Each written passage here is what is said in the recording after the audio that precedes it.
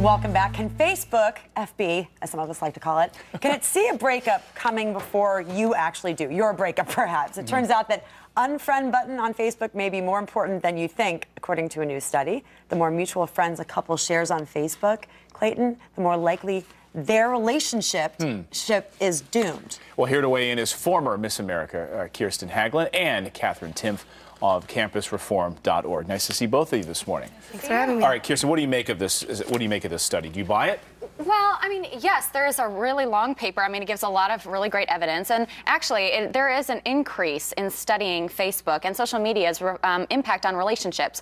Also, self-esteem, depression, whether or not taking too many selfies is going to cause you to break up. So we're seeing more and more studies come out on the impact of social media. But, you know, at the end of the day, this is really about the value of relationships, and the quality of them is found in face-to-face communication, verbal communication. And there was another study that came out that said that 60% of young people especially find that too many text messages and too much social media interaction negatively affect their relationship and dehumanize people. So, I mean, I don't know. I'm like very confused about this, Katherine, because here's the gist. The Facebook theory suggests if you and your partner share the same social circle, you don't have your own lives, which I think is weird, because if my friend's friend, my partner, because they want to get to know him, but it doesn't mean that I'm not now hanging out with him, you know, individually without him. What I think is this study only covered people who listed their relationships publicly on Facebook.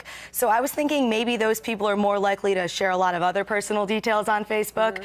So let's say your girlfriend, you have a ton of mutual friends, and they all see when your girlfriend posts Taylor Swift lyrics with a sad face right after she posted some Instagram collage about getting ready for the anniversary. That could get people talking. That could cause unnecessary stress in the relationship. So I think it'd be interesting to see maybe people who are a couple, lots of mutual friends, but keep it off Facebook, might have fewer problems. Totally agree with that. Are we seeing, you kind of touched on this a little bit, are we seeing a bit of a backlash as it relates to social media and young people? Are we starting to get to this sort of tipping point now? Because Facebook this week admitted that they're losing young people. Absolutely. So I want to know where they're going. Maybe they're going to Instagram more, which Facebook owns. Maybe they're going more to YouTube. Maybe they're going to Twitter. Who knows? But are young people saying that they need more face-to-face contact? Are they starting to also understand what adults know? I think so, and I think that people are learning to be careful in how much they trust their technology. I think we've seen it with all the NSA scandals, and obviously the real intrusion of social media in our everyday lives. I mean, you can't go out to dinner with someone without having their phone placed right on the table next to the fork and the knife. Taking a picture of their food. You know, absolutely. And I think young people have a real sense of, you know, we know what we want, when we want it, and if we don't want people prying in all the time and having 1,000 Facebook alerts on our phone,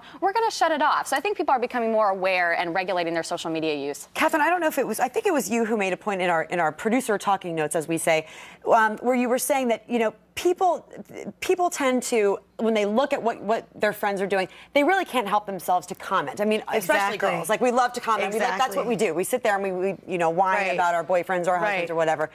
And we are asking basically for commentary on that. When you take it to the Facebook level, then it's branching out and it's reaching a lot of people who are not close to your circle. So Jessica posts, it's just not the way it used to be anymore. And next thing you know, Brittany's talking about it, and Brittany tells her boyfriend. And I think I think that could maybe be what's causing all the stress in these relationships.